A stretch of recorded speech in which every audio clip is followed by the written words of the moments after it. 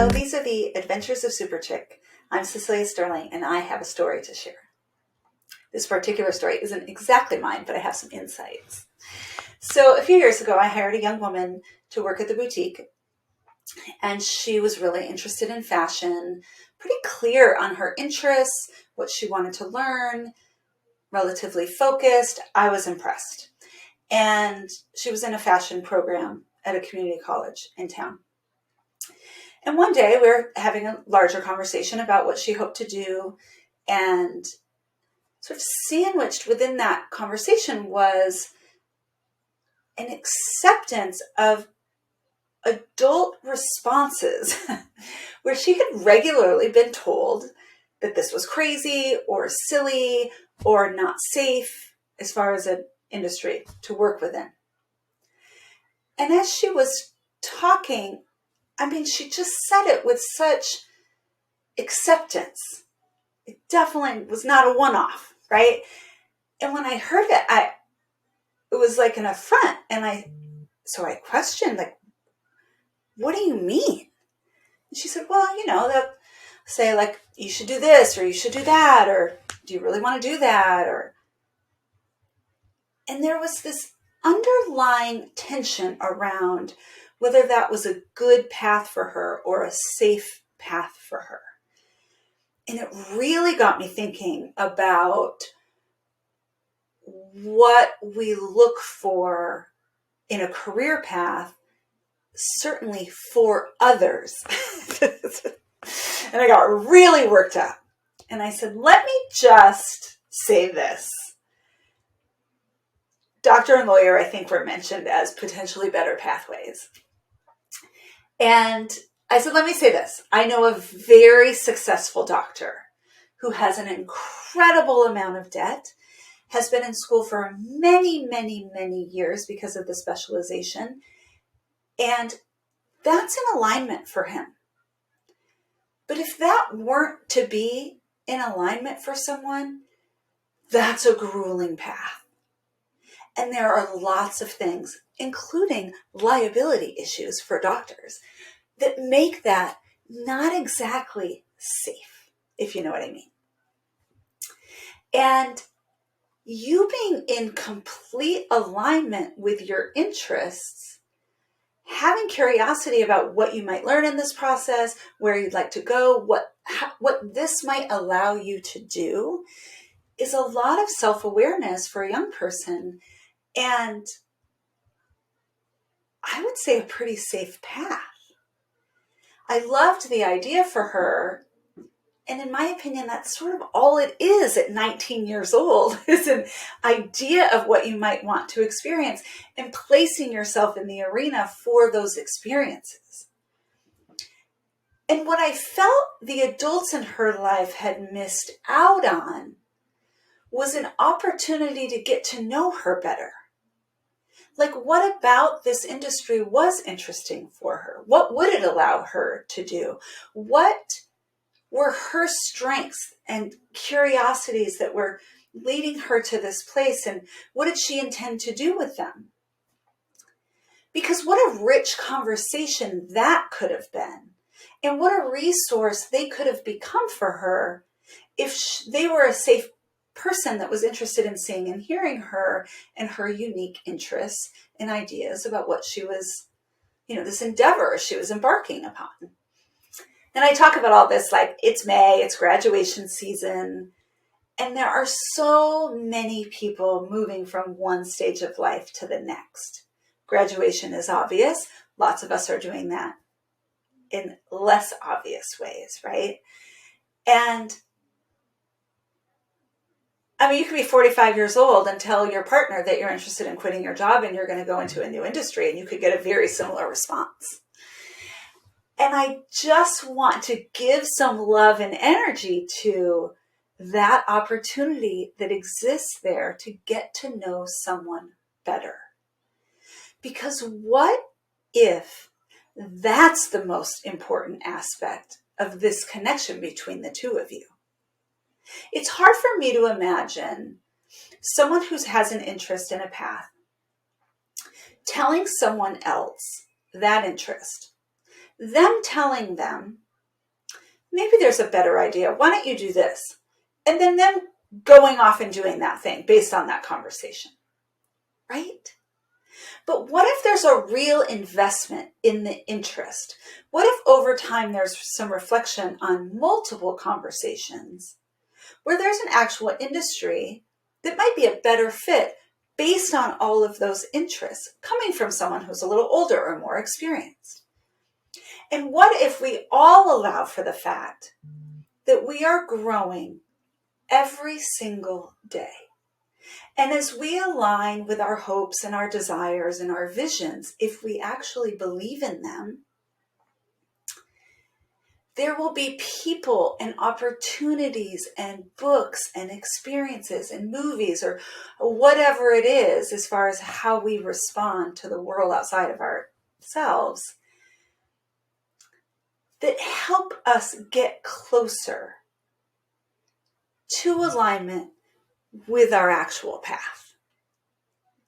I went from a strength in math and a desire to have a business degree to an American culture and sociology degree, which then led me into a job in the arts, which then led me to a part-time job, which led to me being an entrepreneur and business owner. The training for which I received, a lot of that training came from a part-time job I had in high school. And I had that job because my mom knew those women. And this is a lot of data, right? So part of the story was inspired by the Matthew McConaughey graduation speech that I heard a few weeks ago. And I told a whole story about that and how it culminated in believing your visions and believing in yourself and in believing in the extraordinary things that can happen in a day. But one of the things that he then further talked about in another interview was the metrics and measuring of sort of divine timing or mystical participation. I don't know exactly how you want to describe it. But there are things that help you on your path as you go. You don't have to have it all figured out on day one. And the more we understand and embrace the fact that this is a starting point, I think the more we allow for the assistance and guidance along the way, because we're not assuming we have it all figured out already, and that sort of acceptance of change and how we will grow is, I think, something that expedites our process. Like if we're fighting never changing and just sort of experiencing one outcome that we decided on when we were a certain age, there's a lot of rigidity around that could be considered discipline and could help you experience that exact outcome, certainly. And the sort of flow or allowance of participation of external forces might get you there also, or somewhere that's slightly more in alignment. So Taylor Swift's song, You Need to Calm Down, just popped into my mind. This coming from a girl who in 6th grade scored on the SAT, I don't know, 3 or 4 points under what was needed for honors English versus standard English class for the 7th grade. I got my test score, devastated, walk up to my English teacher and say, what are we doing about this? Obviously, I'm going into honors English, and that doesn't work with this number. And I'm concerned how that's going to affect my college admissions. In 6th grade, I needed to calm down. I got into an ideal school, University of Michigan, for myself. I tackled familial belief systems to make that happen. But my SAT score in 6th grade didn't matter. I will say, however, being in Ms. Schoen's 7th grade honors English was really important for me. Partly because of what we studied, mostly because of her energy. She was a boss, and she was fabulous, and she was a teacher. She cared about fashion, she cared about how she dressed, and she was a good teacher. So I got to be in the presence of someone who cared about some of the same things as me, which I believe helped me learn a little bit more. Like it was a comfortable space for me energetically because we had some other things in common. And that's the stuff that you don't know all ahead of time. You don't know if the college that you really want to go to is going to be the best college for you once you actually get there. And that is okay. So I guess in this sort of wild road of a story, I'm encouraging you to pay good, close attention to how you feel, what is your instinctive yes, and then encourage you in conversations around it to not get too stuck on the headlines. I told everyone before I was going to school that I was, interested in ultimately going to the business school at the University of Michigan. Oh, cool, that'd be great. Boom. No further conversation. I never even went to that business school within the University of Michigan. I didn't get in. So, but I don't know how many people asked me why I was interested in that. And I hid a lot of information, to be honest.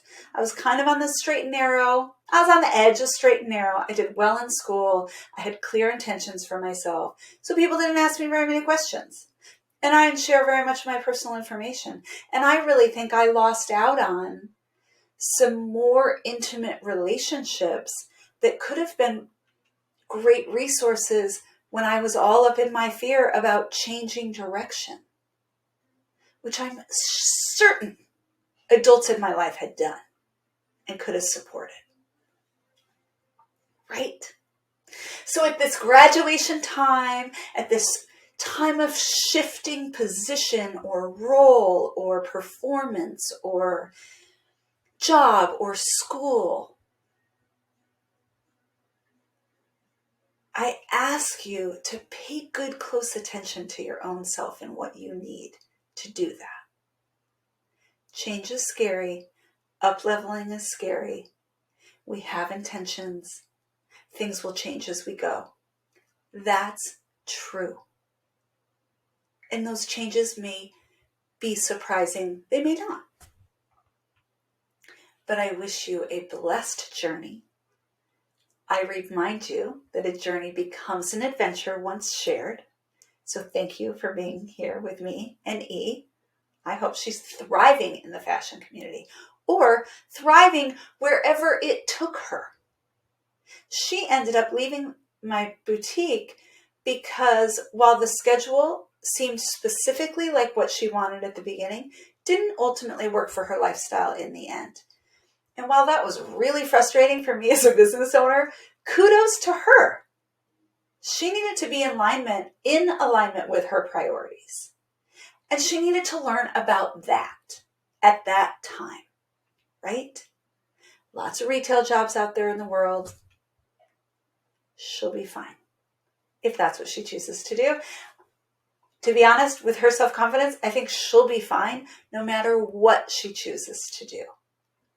And isn't that the most important thing?